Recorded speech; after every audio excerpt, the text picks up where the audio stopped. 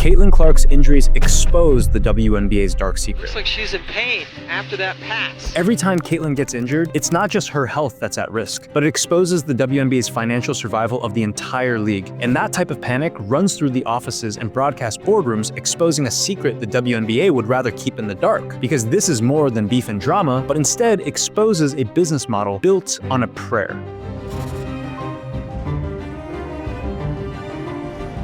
The numbers tell the story that nobody wants to admit. Ticket sales go down when Caitlin goes down. Caitlin has been injured 3 times so far this season, which is starting to drive fans crazy at this point. She was set to be the face of the WNBA All-Star Weekend in Indianapolis, but just days before tip-off,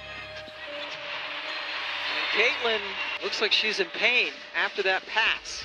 in the last minute against Connecticut, Caitlin found herself in a very frustrating situation again. But right now on the bench after looking like she is in some pain. With a right groin injury forcing her to step down from both the three-point contest and All-Star game. Caitlin went from never missing a game in her college or pro career to now being sidelined 3 times in 3 months. And well, if you want to count her injury during the preseason, 4 times. All non-contact injuries resulting in 11 games missed so far. She missed 5 games with a left quad injury back in May, 5 more games with a left groin injury in June, and now 1 game with a right groin injury and also All-Star weekend along with missing her first 3-point contest. Since entering the league in 2024 as the most hyped rookie in WNBA history, Caitlin hasn't just been playing basketball. She's been fighting a war that most people couldn't see until now. This is more than just multiple injury reports. It's starting to slowly expose the WNBA's ecosystem. And with each missed game, the league's dependence on one person became more obvious and more dangerous. But with that said, it still seems like more and more players become offended by her. Paul George did a great job at explaining this. You gotta put it in perspective. These girls have been grinding to grow the game of basketball in the WNBA. They've been grinding to grow the sport to the world, the viewerships. They've been grinding for all of this. And then you have this girl that comes along from college and is an instant change. She's handed pretty much being the face of the league. Like, that alone is gonna tick people off. They said she wouldn't last in her freshman year, and yet she went off breaking numerous league-wide and franchise records. And now in her sophomore year, as the drama continues, so does the smack talk. Going back to the Paul George podcast, he emphasizes the point. There's gonna be girls that are offended by that. And there's gonna be girls that think she's got to earn it and she doesn't deserve this early. She's handled it great. I think she's performed last year. She's performing again this year. I think she's the rightful face of the NBA. Not only is her game talking, but she's out there talking.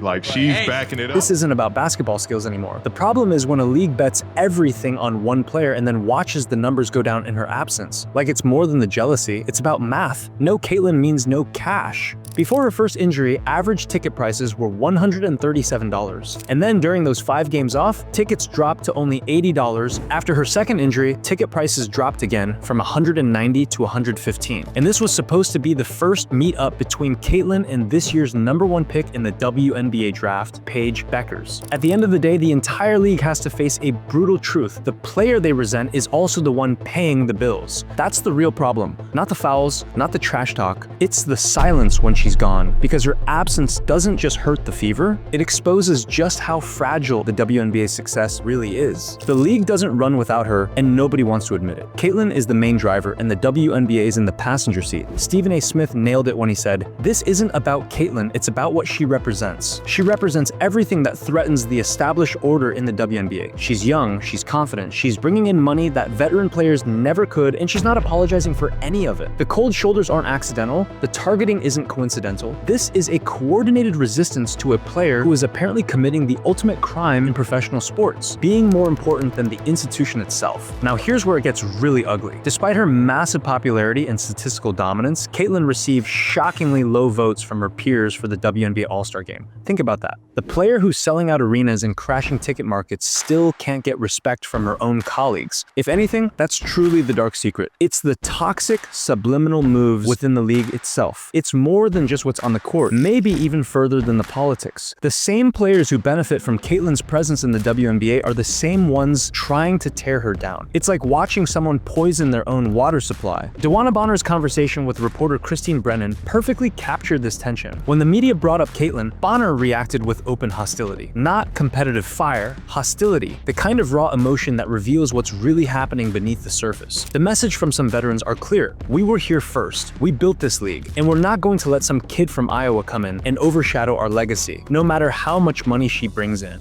The WNBA is facing a problem that could destroy everything they've built. They need Caitlin more than they've ever needed any player. Her injury proves it. Games without her become afterthoughts and/or barely get noticed. Ticket prices drop.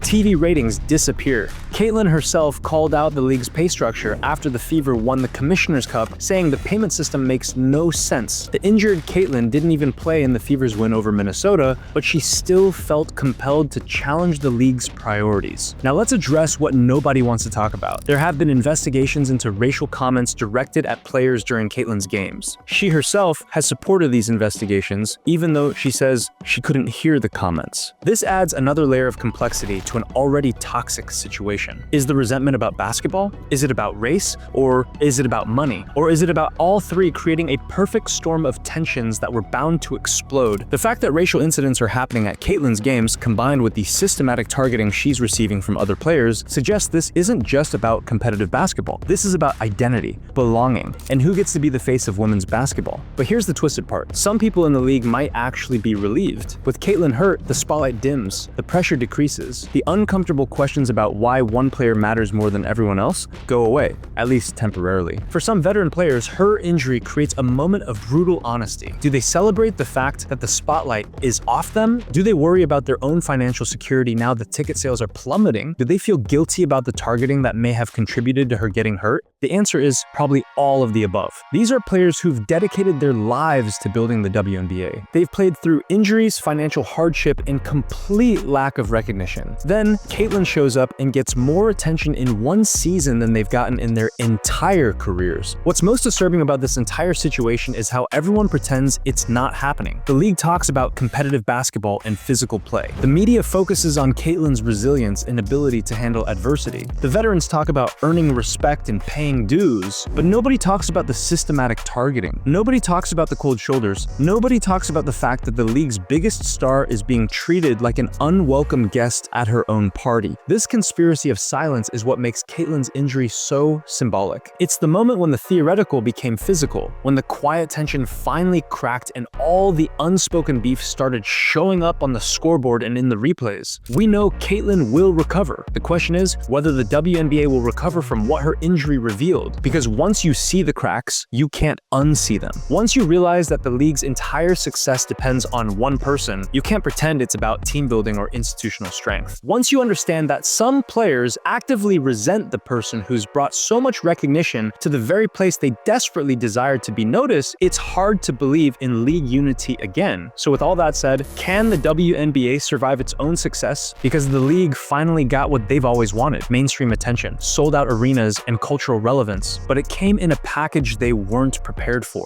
A young, confident player who doesn't apologize for being the star of the show. The targeting will continue. The resentment will grow. The injuries will happen. And every time Caitlin gets hurt, the entire league will hold its breath and wait to see if their golden goose can still fly.